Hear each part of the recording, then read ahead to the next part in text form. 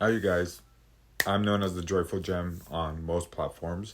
I want to talk a little bit about my experience so far, not only on YouTube, but from going from one app to the other and trying to succeed as a content creator. I've learned a lot on the way, but I definitely want to say anybody who tells you it's easy to do is not giving you the whole story. It definitely isn't easy to do, in my opinion, because everybody skips the in between details that most beginners have problems with, and including like ones that I find along the way.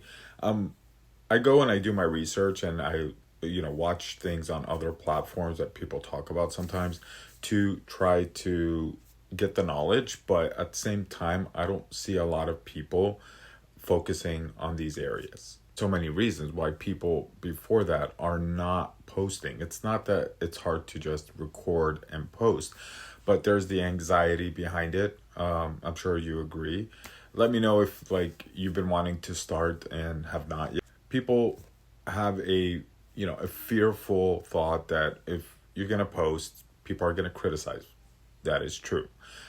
People are gonna say, "Don't worry about what others say." That is true.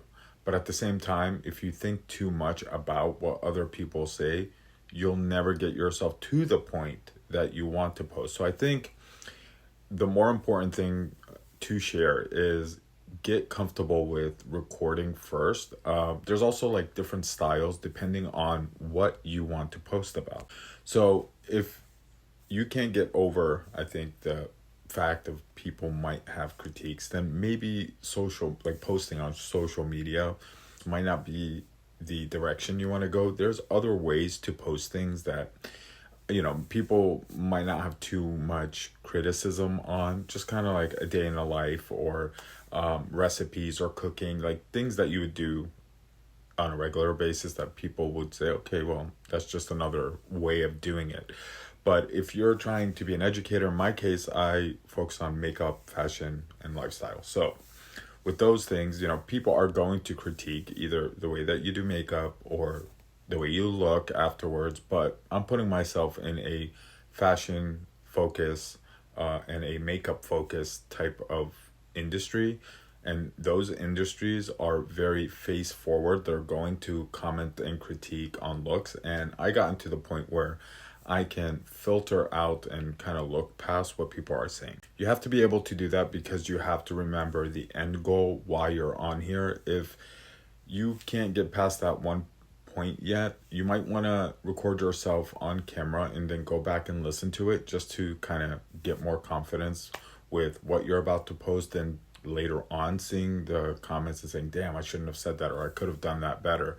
So maybe record yourself, save it as a draft, and then go back and see if there's any changes you'd want to do before posting. Now, people want to also get value out of what you're talking about. So if you're just doing it for you, that's fine. But if you're trying to gain followers at a more fast pace speed than just someone who's doing it for fun and doesn't care, then you have to kind of be somewhat niche down. Like, I'm niche down, but at the same time, I have different areas that I focus on. So makeup falls in the line of fashion, accessories, all those things. So you could have a category, but then niche down, but every now and again go outside of that niche and it's still relative. As opposed to like one day you're talking about fashion, but then the next day you're fixing your car, or the next day you're doing something completely different. Unless you are a vlogger that's about you and your life, and you introduce people from the get-go to kind of join you on a day in a life with you, those things won't stand out as awkward. It would make sense as opposed to it not making sense. And then also, like, when you do vlogging or any type of video that you want to post on social media, people are drawn to good quality video, lighting, and then also being able to see the details, and again, value in what you're posting. The next thing I want to talk about is the commitment, right? You can't post one day and then go like a month without posting. Again, if it's just for fun, that's fine.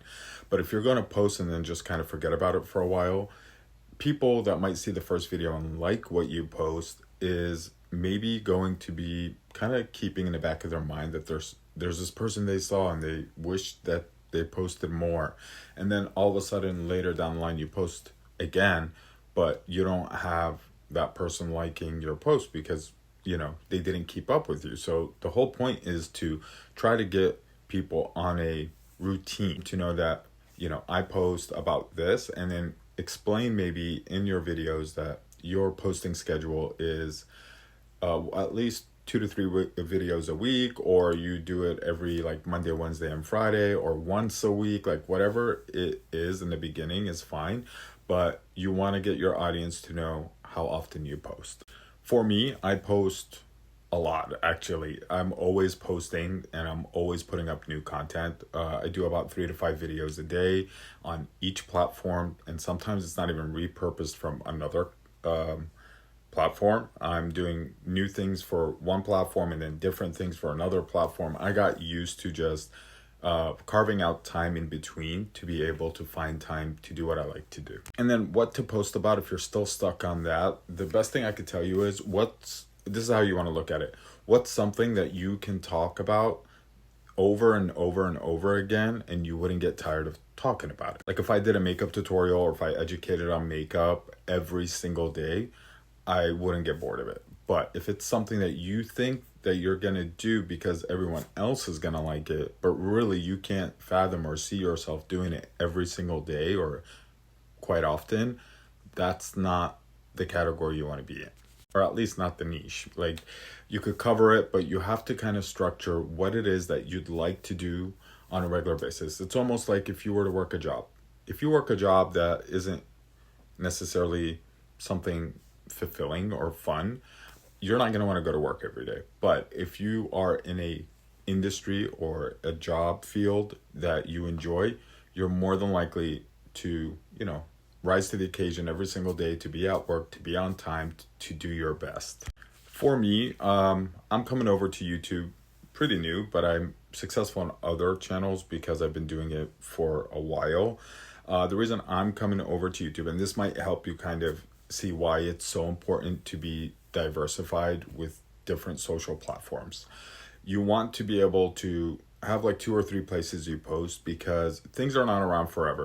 For example, TikTok, a platform that has been in a lot of controversy and a lot of political, conversations. If tomorrow it's not there anymore, you can't depend on that platform to if you're doing it for money, to make money on it anymore.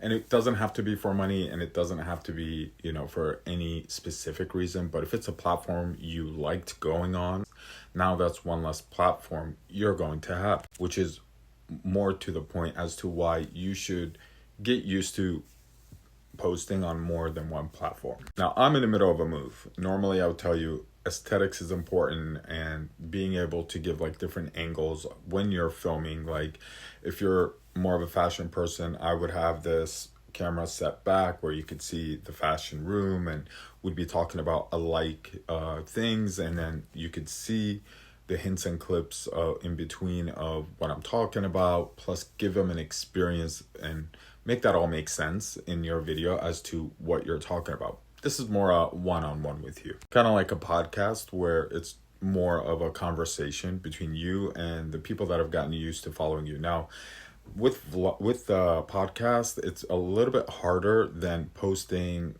entertainment type value or posts, because people can enjoy a post that is around entertainment or value. But if you're gonna just come on here and talk and nobody knows who you are, the chances of them sticking around through the whole video is slim.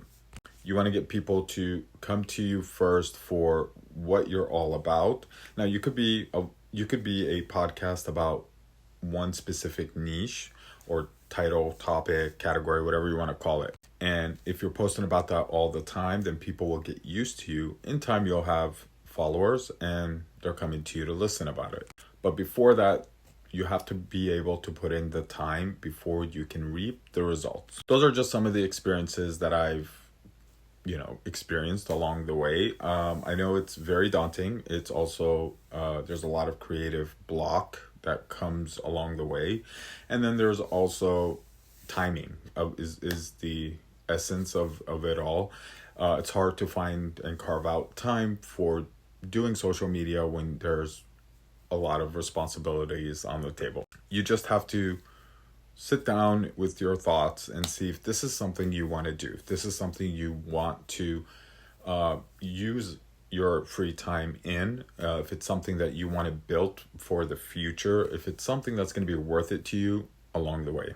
If it's just for fun or just for for a reason or a season, again, it's okay, but don't expect the most out of it if you're not consistent. Those are just some of my experiences along the way.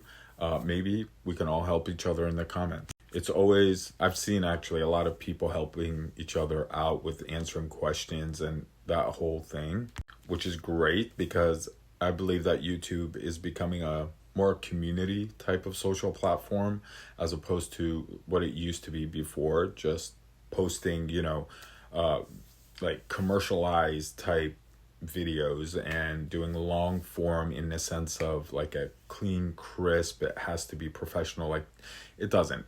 There's more of the vlogging style like this. Let me know what your thoughts are again, and I'll see you guys on the next one.